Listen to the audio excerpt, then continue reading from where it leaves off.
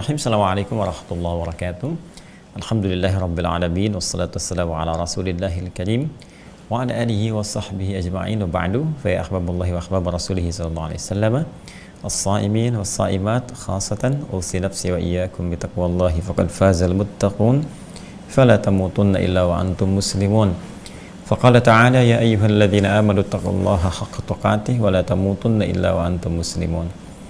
Saudara-saudariku, berjumpa kembali dalam kajian Madrasah Al-Imam Al-Bukhari. Alhamdulillah hari ini sudah masuk hari ke-19 Ramadan. Masya Allah, nggak terasa ya siam kita sudah 19 hari. Ya, semoga seluruh ibadah kita, baik itu siam kita, kemudian ruku, sujud kita, sholat kita, dan doa-doa kita diterima oleh Allah Subhanahu wa Ta'ala, dikabulkan dengan pengabulan yang terbaik dengan izin Allah Subhanahu wa Ta'ala, dan disampaikan kita pada status yang mulia dengan siam ini, itu menjadi bagian dari orang-orang yang dinilai bertakwa oleh Allah Subhanahu wa Ta'ala. Penting saya ingatkan bahwa surah kedua Al-Baqarah ayat 183 ditutup dengan tujuan takwa dengan kalimat yang disampaikan langsung firman-Nya oleh Allah Subhanahu wa Ta'ala, la'allakum tattaqun. Ya, lengkapnya ya ayyuhalladzina amanu kutiba alaikumusiyam kama kutiba alal ladzina min qablikum la'allakum tattaqun. Hai semua orang telah menyatakan diri beriman pada Allah Subhanahu wa Ta'ala, mulai hari ini, saat ini akan diwajibkan pada kalian menunaikan puasa di bulan Ramadan, yang juga telah diwajibkan puasa ini ya di waktu-waktu yang lampau kepada umat-umat sebelum kalian, ya agar kalian semua meningkatkan takwa kepada Allah Subhanahu wa Ta'ala. Baik, kalimat tujuan meningkatkan takwa ini agar orang-orang puasa mampu bertakwa ditutup dengan kata la'allakum. Ya, sebelum tattaqun saya pernah sampaikan kaidah ini bahwa la'allakum itu termasuk dari huruf taraji. Ya, taraji huruf yang menunjukkan satu harapan untuk diraihnya sebuah keinginan atau cita-cita, namun tentunya harus didukung dengan kesungguhan atau keseriusan. Ini memberi pesan kuat kepada kita bahwa orang-orang yang berhasil puasanya sehingga mendapatkan takwa itu bukan semua orang puasa. Ya, tidak semua orang puasa langsung mendapatkan takwa, kecuali orang yang puasanya sungguh-sungguh, orang yang puasanya serius. Ya, serius mengisi dengan amal saleh, serius mengisi dengan memenuhi ketentuan-ketentuan Allah dan Rasulnya, ya sallallahu alaihi wasallam. Dan semoga kita termasuk di dalamnya, ya semoga termasuk di dalamnya. Tinggal dilihat sampai hari ke-19 ini bagian dari unsur-unsur takwa itu terpenuhi nggak dalam diri kita. Ya, akan diklasifikasikan oleh ulama itu pada dua bagian utama, ya.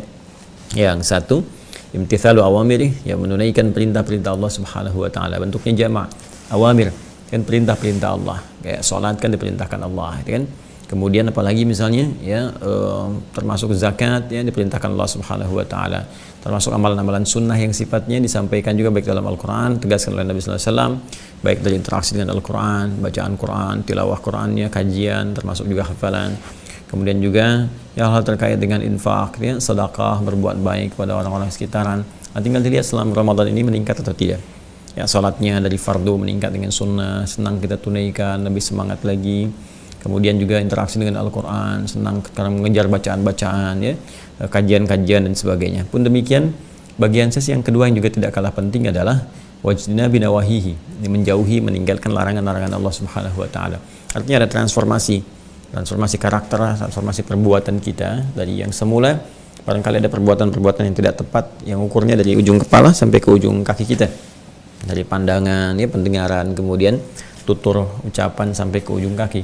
Hal-hal yang tadinya kurang bagus jadi kita tinggalkan, atau boleh jadi cepat respon kita untuk meninggalkan yang dilarang. Mau berkata sesuatu yang tidak baik, kita tahan, nggak boleh, gitu kan. Nah, kemudian mandang sesuatu, begitu mau melihat sesuatu yang dilarang oleh syariat, kita palingkan. Nah, ini pertanda kebaikan. Ada perbedaan antara diri kita saat ini dengan sebelum-sebelumnya. Jangan ukur orang lain, ya, ukurnya pada kepribadian kita dengan sebelumnya. Nah, kalau itu ada perubahan, alhamdulillah, maka perubahan itu terus naikkan sampai berakhir puasa dan pertahankan sampai kita kembali pada Allah Subhanahu wa Ta'ala. Demikian kaidah takwa dalam Al-Quran. Dipertahankan sampai wafat, bukan sampai selesai puasa. Setelah puasa balik lagi, tidak. Jadi sampai kita wafat. Itu yang dimaksudkan Quran surah ke-3 Ali Imran, ya, yang di ayat ke-102 itu. Ya ayyuhalladzina amanu taqullaha haqqa tuqatih wa la tamutunna illa wa antum muslimun. Hai orang-orang beriman, tingkatkan takwamu kepada Allah dengan sungguh-sungguh, dengan serius, dan jaga takwa itu. Ya, jaga takwa. Wala tamutunna, jangan sampai kemudian kamu wafat, artinya jaga takwa sampai dengan kamu di penghujung usiamu itu, dan wafat dalam keadaan tunduk patuh kepada Allah Subhanahu wa Ta'ala dengan nilai-nilai takwa tadi, yaitu muslim. Muslim itu aslama yuslim, orang yang tunduk patuh pada ketentuan Allah. Tunduk patuh pada ketentuan Allah dengan nilai-nilai takwa. Wala tamutunna, jangan sampai kamu wafat kecuali dalam keadaan memiliki nilai takwa yang kamu pertahankan, tunduk patuh kepada Allah Subhanahu wa taala. Ya, baik. Dalam kerangka itu kita coba tingkatkan takwa kita dengan mengaji kembali ketentuan siam Ramadan khususnya yang kita jalani di Madrasah Imam Al-Bukhari dengan kitab sahihnya. Kita masih menggunakan kitab Sahih Al-Bukhari yang ini, teman-teman sekalian. Ya. Nah, ini masih di kitab ke-30, kitab Shaum, yaitu tentang puasa. Kemudian sekarang kita akan coba membahas bab khususnya di bab ke-26. Ini juga seringkali banyak terjadi ya, terkadang terjadi, juga banyak ditanyakan. Bab ke-26 di sini babus shaimi, ya, babus shaimi idza akala aw syariba nasiyan. Ya, Masya Allah.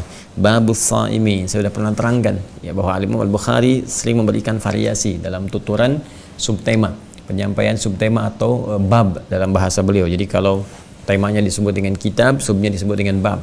Kadang-kadang beliau jadikan mubtada khabarnya itu langsung dalam bentuknya nakirah gitu kan, babun, tapi disifati lagi setelahnya sehingga tetap menjadi ma'rifat ya.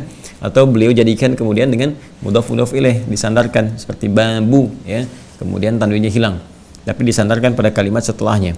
Babus shaimi, dan bab pembahasan tentang orang yang tengah puasa, orang yang sedang puasa. Idza akala, apabila ia makan. Ingat ya, kalau idza bersambung dengan kata kerja infinitif, kata kerja asal, namanya fi'il madhi kalau di bahasa Arab. Ya, di bahasa Arab itu kata kerja asal. Biasanya yang paling dasar itu 3 huruf. Yang paling dasar 3 huruf. Nanti ada 3 huruf, 4 huruf, 5 huruf gitu kan, dan seterusnya sesuai dengan batasan-batasannya, tapi yang paling pokok biasanya 3 huruf ya. Seperti di sini idza akala. Akala itu makan. Ya, fi'il madhi yang menunjukkan sesuatu yang terjadi di masa lampau. Nah, tapi dia digramatikal menjadi infinitif, asal sesuatu. Nah, kemudian kalau kita ingin tambahkan menjadi bentuknya present yang sekarang, continuous yang berlangsung, atau future yang akan datang, sederhana, tambahkan di depan hurufnya satu di antara 4 yang pokok, yaitu anita, kan? Hamzah, nun, ya, dan ta. Ya, akala misalnya saya akan makan pakai hamzah, akul tambahkan hamzah. Kalau misalnya kita akan katakan kami akan makan, pakai nun ganti, singkatan dari nahnu ya, nakul. Kemudian dia akan makan pakai ya, yakul, ya, engkau akan makan, takul, ya kan? Nah, kalau kita ingin jadikan bentuknya jamak, tinggal pakai waw dan nun di belakangnya, tergantung bentuknya keberapa. Ya, kalau tadi kalau bentuknya bentuk ketiga kan dia yakul, tinggal tambah waw dan nun, yakul jadi yakulun, ya kan? Dia misalnya makan kali kan, yakul, mereka makan, yakulun. Ya, kamu bentuk kedua kan pakai takul, kalian ya, bentuk jamaknya takulun, begitu saja ya. Saya bentuk jamaknya kami, akul, nakul. Nah, itu bentuk yang progresifnya. Tapi kalau bentuk ini tetap di bentuk infinitif, yaitu kata kerja dasarnya bentuknya past tense ya, maka dia kembali ke awal tanpa sisipan, baik di awal ataupun di akhirnya atau di pertengahan. Maka kembali ke dasar akala, dan semua hurufnya berharakat ya. Biasanya ada yang fathah semua ya, fathah semua seperti akala, ada yang tengah-tengahnya berubah, kalau enggak dhammah kasrah ya, kalau enggak dhammah kasrah. Nanti ada satu formulasi diambil dari fa, ain, dan lam, dari perbuatan. Jadi kata kerja itu dalam bahasa Arab fa'ala ya, fi'lun. Jadi biasanya diambil formulasi dari fa, ain, dan lam, 3 huruf. Jadi ada fa'ala, ada fa'ula, ada fa'ila. Jadi semua awal dan akhir biasanya harokatnya a semua. Nah, ini masuk dalam rumusan di sini formulasi fa'ala. Jadi akala artinya apa? Makan. Akala makan. Nah, kalau ada kata kerja infinitif kemudian diawali dengan idza di depannya, idza misalnya kan, idza akala, maka maknanya itu berubah menjadi mudhari, bentuk progresif ya, bentuk yang present, continuous, atau future ya kan.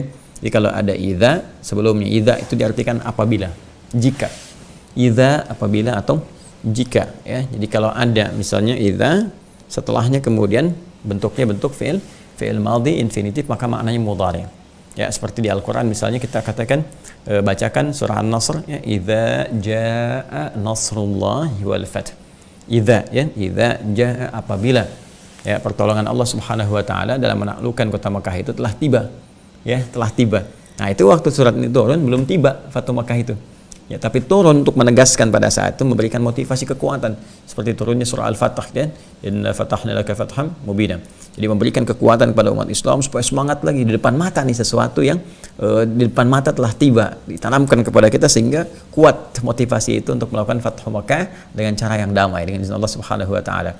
Jadi ini yang disebut dengan i'tibaru ma yakun, mengungkapkan dengan kata kana tapi i'tibaru ma yakun, tapi digunakan pemaknaan yang akan datang untuk menunjukkan semangat ya untuk meraih sesuatu. Nah, atau juga perbuatan yang belum terjadi sekarang tapi dimungkinkan terjadi. Kalau itu kejadian dan dibawa ke suasana sekarang, gimana responnya? Ya. Nah, itu menggunakan idza. Ya, di paket puasa misalnya Al-Baqarah 186. Saya sebut paket puasa karena ayat tentang puasa itu kan satu paket, 183, 84, 185, 186, 187. 183, 184, 185, 186, 187. Itu paket tentang Ramadan. Di ayat 186-nya, ya Allah berfirman, "Wa idza sa'alaka ibadi." Dan jika hamba-hambaku Muhammad SAW bertanya kepadamu, jika bertanya kepadamu, artinya pada saat ayat itu turun belum bertanya, nanti akan ada terjadi, kan? Ya, mencari Allah Subhanahu wa taala, khususnya saat Ramadan. Dan banyak orang kembali kepada Allah saat Ramadan, nyata berarti ayat ini. Ya, fa inna qarib, orang motifnya kan cuma dua, kalau nggak tobat berdoa kan.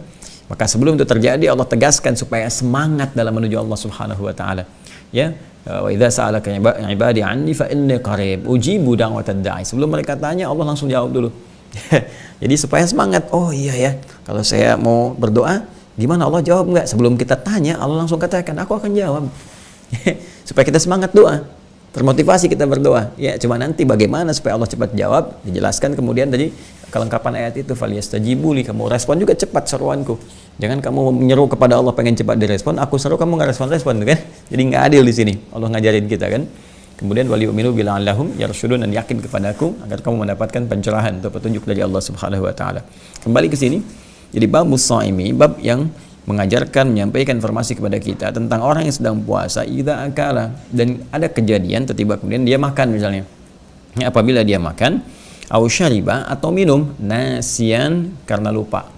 Ya. Nah, ini dia yang tadi saya katakan, akala makan, rumusannya fa'ala fa'in fa'ain lam.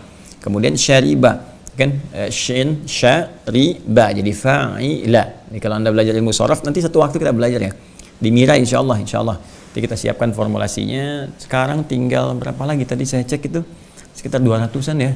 Tinggal 200-an dari 5.000 itu sudah terdaftar 4.700 sekian, tinggal 200 orang, dan besok akan disiapkan ke tanggal 21 lusanya kita akan mulai ya. Nanti teman-teman sekalian fa ain lam yaitu formulasinya. Nah, ini yang kedua bentuknya, fa'ila fa kemudian i ya la, syariba minum. Jadi kalau tadi akala, ini syariba bentuknya berubah ke fa'ila ya. Akala au syariba atau minum. Syariba itu minum ya. Saya ulangi ya, syariba itu apa? Minum, bisa menghisap, itu pakai syariba. Misalnya orang merokok dikatakan syurbud dukhan, menghisap rokok ya. Karena menghisap tuh rata-rata seperti orang minum, kayak pakai sedotan gitu kan.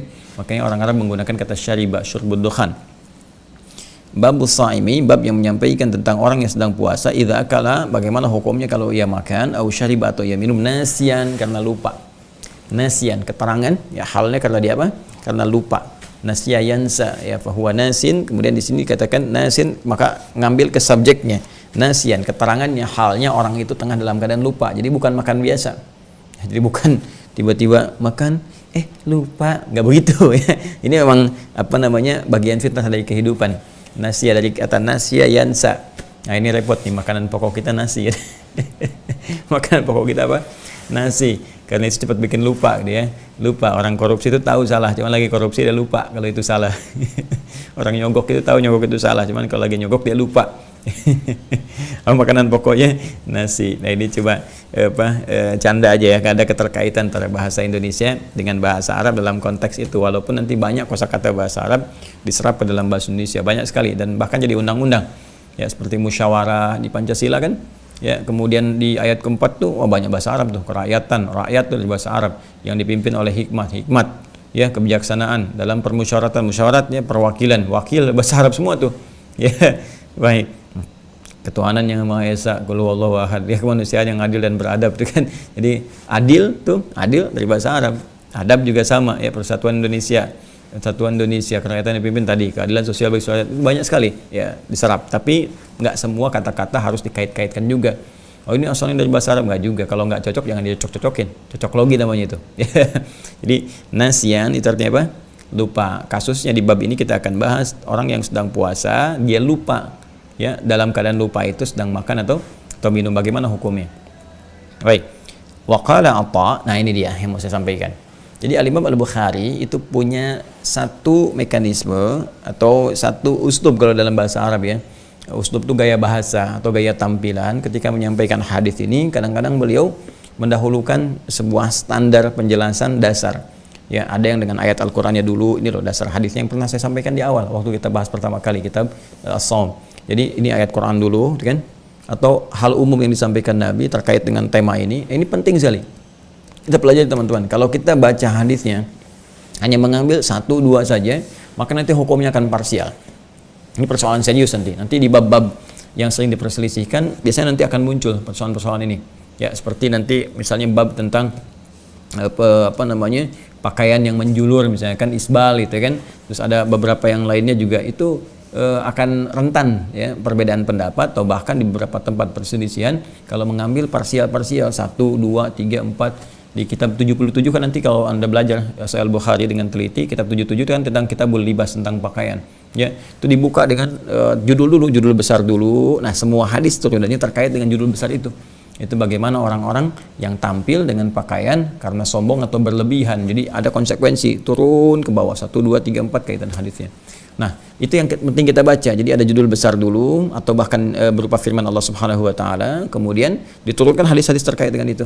Seperti saum ini ya, di awal kali kita berbincang tentang dalil kewajiban puasa, ayatnya dulu baru turunan hadis.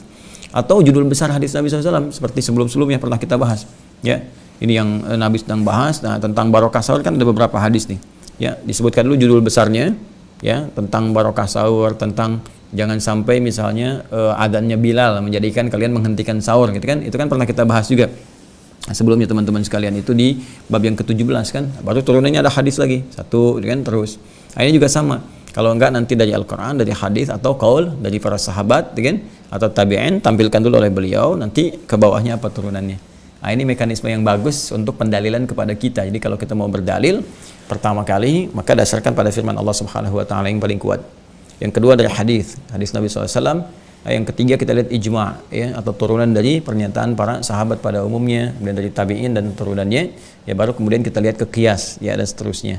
Nah, dari turunan-turunan ini teman-teman sekalian diajar pula oleh Imam Al-Bukhari dalam memahami sesuatu harus komprehensif. Dalam satu bab boleh jadi ada banyak hadis. Maka al-jam'u, kaidah pertama, kumpulkan semua hadisnya. Jangan diambil secara parsial 1, 2, 3 bisa keliru. Ya, dari sini kumpulkan dalam tema apa, atau fiqh. Lalu lihat petunjuk dari semua hadis itu arahnya kemana. Ya, boleh jadi di dalam kitab Al-Bukhari ini dikumpulkan semuanya, diturunkan dulu, lalu semuanya kita bisa susun dalam satu kronologis kesatuan. Oh, munculnya ini begini, munculnya begini, rawinya si fulan dan sebagainya. Jadi bisa dibuat satu alur tertentu. Ya, ini yang ditampilkan oleh Imam Al-Bukhari. Nah, ini alurnya apa? Waqala Atha, dan berkata Imam Atha bin Abi Rabah, ya, ini stantara fadakhal al-ma'u fi khalqihi la ba'sa illam yamlik. Nah, ini ada fatwa yang terkait dengan pembahasan hadis ini, teman-teman sekalian. Jika seseorang bahkan dalam keadaan dia sedang berwudu, kemudian ada istinthar, ya, istinthar. Jadi ada tamadmad, ada istinsyak, gitu kan, ada istinthar. Jadi kayak kita wudu, teman-teman sekalian, kemudian setelah itu ada yang dihirup, ya, sebagian ke hidung, ya, ya, kalian istinsyak. Nah, itu nanti kita keluarkan lagi istinsar, diginikan, gitu kan. Nah, dalam konteks seorang sedang berwudu ini, kadang-kadang mohon maaf ketika dia kemudian terhirup sebagian, karena mungkin ada sebagian yang terlalu keras, nggak sengaja gitu kan, kemudian tertarik ke dalam, terus masuk ke tenggorokan. Nah, itu dalam sepanjang dia tidak sengaja dalam kondisi seperti itu, maka tidak membatalkan wudunya. Ya, tidak membatalkan wudu. Nanti ada turunan di sini, ada turunan pembahasannya di bab yang selanjutnya, bahwa tidak ada perbedaan wudu antara sedang puasa dengan tidak sedang puasa. Ya, sepanjang dilakukan dengan tidak berlebihan. Termasuk ya, kita tamadmad, kumur-kumur, saya kan, ya, kumur-kumur saya 3 kali, dibuang, 3 kali, buang. Ingat, kumur-kumur itu masuk dan keluar sama. Ya, jangan masuk 3 keluar 2, gitu kan? Atau masuk 2 keluar 1. Nah, itu jadi persoalan, gitu kan? Nah, terus istinthar itu kan nggak ada alasan. Kalau untuk kumur-kumur pasti keluar.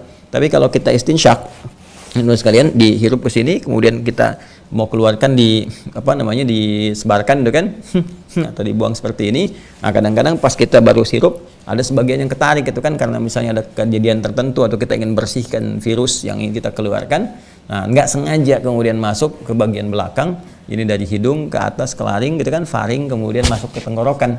Plek gitu kan, ketelan misalnya pada saat itu kejadiannya. Akan ini kalau di sini keterangannya illam yamlik, kalau memang tidak diniatkan sengaja dan kejadian nggak sengaja itu terjadi, bahkan dalam konteks dia berwudu, maka tidak membatalkan sholat, tidak membatalkan wudu, tidak membatalkan wudu. Jadi wudunya tetap dan tidak membatalkan puasa. Ya, tidak membatalkan wudu dan tidak membatalkan puasa. Jadi wudunya sah dilakukan dan puasanya pun sah. Ya, jelas ya. Saya ulangi lagi. Ini stantara fadakhala al-ma'u fi halqihi la ba'sa illam yamlik. Ya, jadi kalau terjadi dalam keadaan kemudian wudu ya atau kemudian bahkan sedang membersihkan hidung saja tidak dalam konteks wudu pun kemudian ketarik gitu kan ke dalam terus nggak sengaja masuk misalnya. Nah, ini tidak membatalkan wudu. Nah, ini kasusnya bisa kita tarik ke swab. Ya, maaf tidak membatalkan puasa ya. Jadi tidak membatalkan puasa. Sama dengan kasus swab. Ya, swab kan ini ya ada sebagian yang antigen itu kan harus diswab dulu misalnya kan, kemudian ketika itu ketarik misalnya sebagian ini sebagian dari air bisa mengalir masuk ke tenggorokan ya, sepanjang itu tidak disengaja yang memang kejadian tertentu pada saat itu tidak membatalkan puasa. Jelas ya?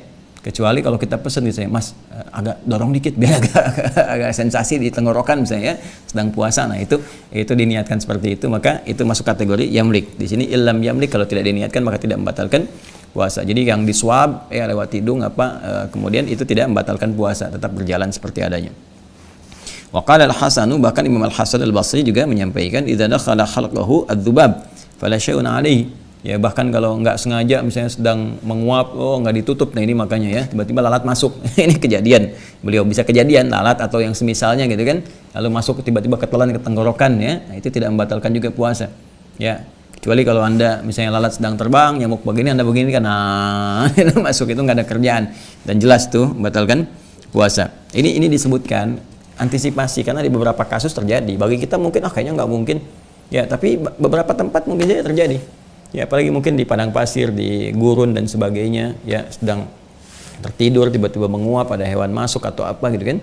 Nah, itu sepanjang dia tidak diniatkan demikian maka tidak membatalkan puasanya. Wa qala al-Hasan wa Mujahid, bahkan Imam Al-Hasan dan Mujahid kemudian menyampaikan juga in jama'a nasiyan. Kalau ini kasusnya sangat jarang terjadi. Paling-paling kejadian-kejadian presentasi yang sangat minim lah, 0, sekian persen kan. In jama'a nasiyan fala syai'a alaihi, bahkan kalaupun ada terjadi hubungan seksual karena lupa ya maka tidak membatalkan puasa. Cuma ini kalau di kita kayaknya agak susah gitu kan, agak susah suami istri kemudian lupa kalau ini Ramadan ya, hari ke-19 belum selesai. Nah, itu kayaknya agak susah.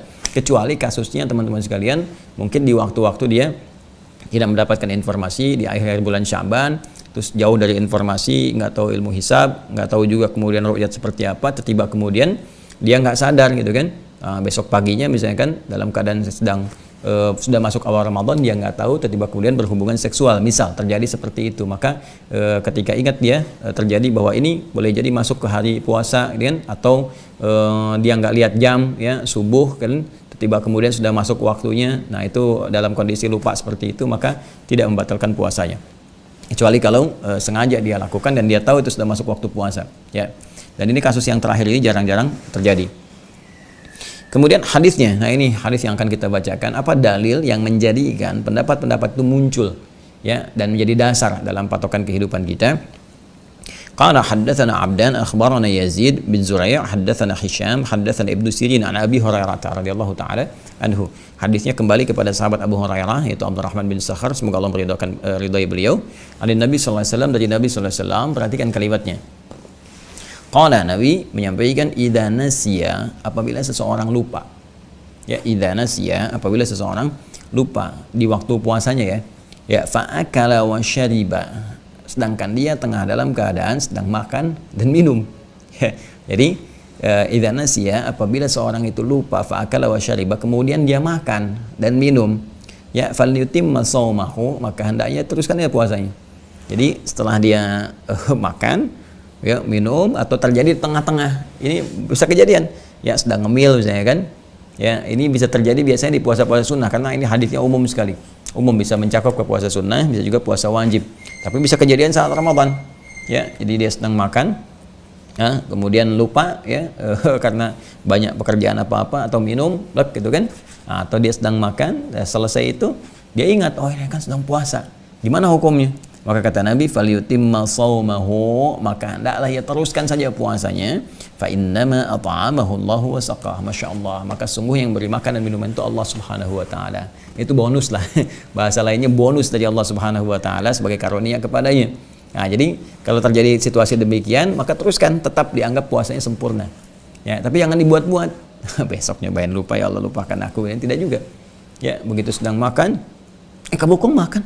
Lupa, astagfirullahaladzim, padahal dia niatin. Kalau yang itu nggak boleh, ya. Tapi kalau kondisinya dia memang makan, minum, tapi ada juga terjadi begini.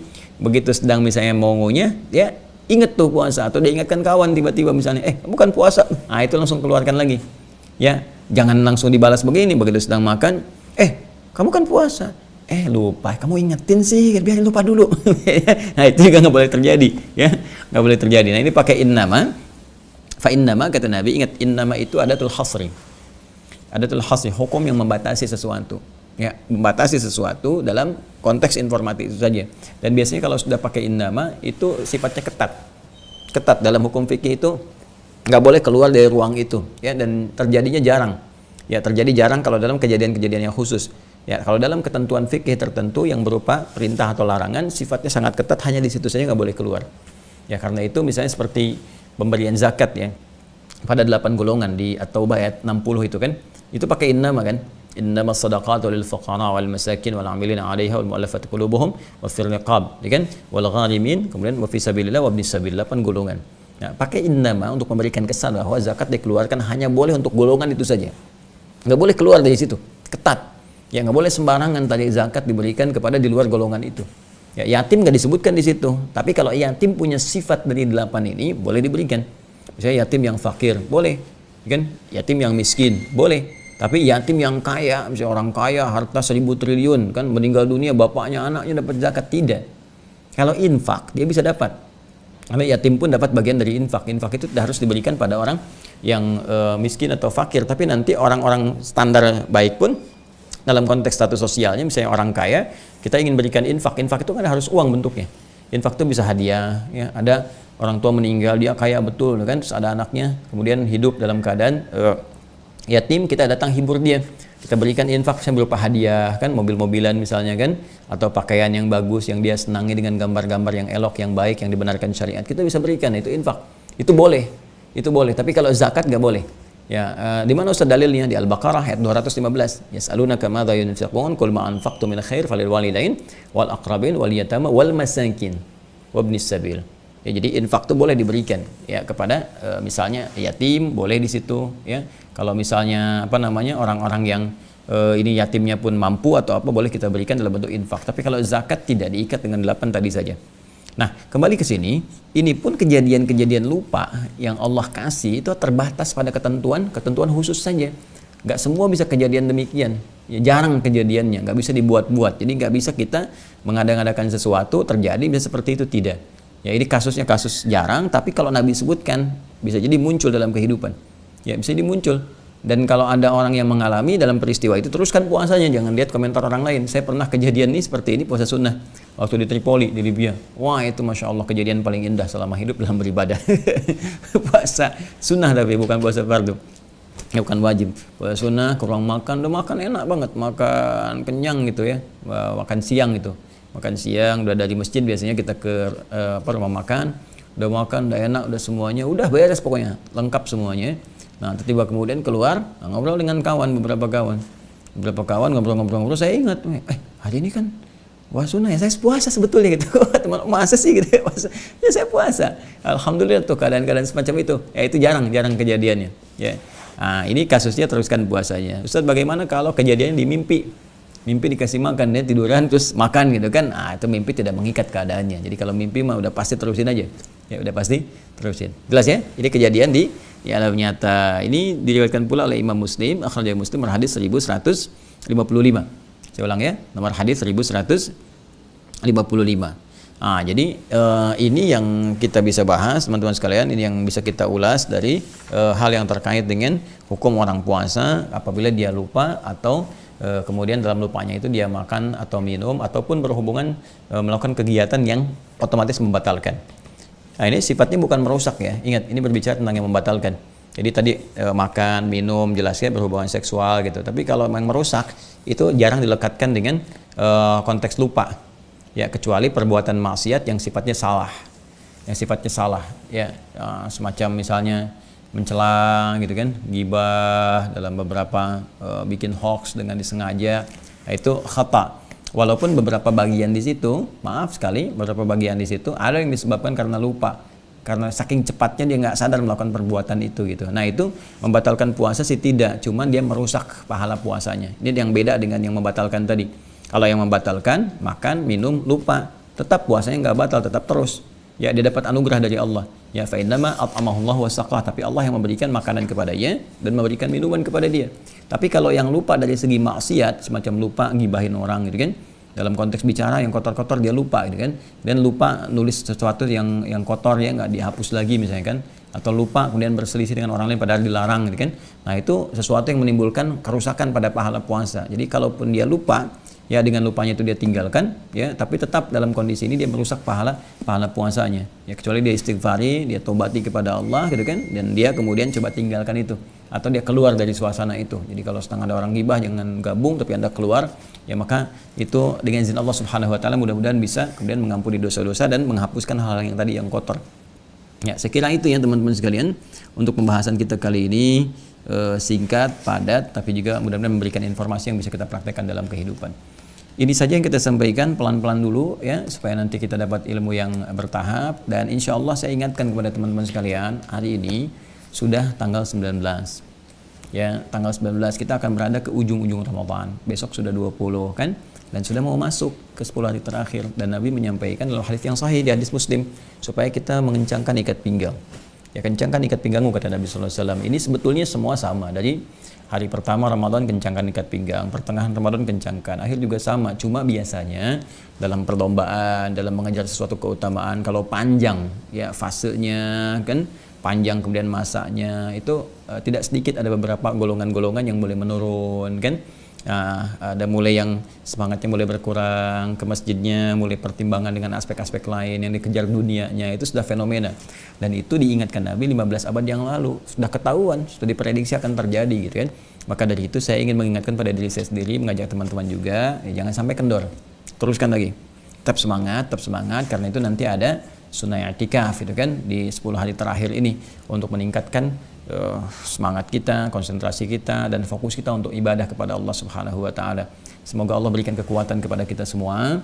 Jadi mudah-mudahan Allah berikan kemampuan untuk menyempurnakan Ramadan kita, kekuatan sehingga kuat untuk meningkatkan takwa kepada Allah, dan semoga kita mendapat ampunan Allah Subhanahu wa taala dan rahmatnya insyaallah. Saya kira itu yang disampaikan, semoga Allah rahmati. Allahumma taqabbal minna innaka antas sami'un alim wa tub 'alaina innaka antat tawwabur rahim. Rabbana atina fid dunya hasanah wa fil akhirati hasanah wa qina adzabannar bi fadlika subhana rabbika rabbil izzati amma yasifun wa salamun alal mursalin wa akhiru da'wana subhanakallahumma wa bihamdika asyhadu an la ilaha illa anta nastaghfiruka wa atubu ilaik. Alhamdulillahirabbil alamin. Assalamualaikum warahmatullahi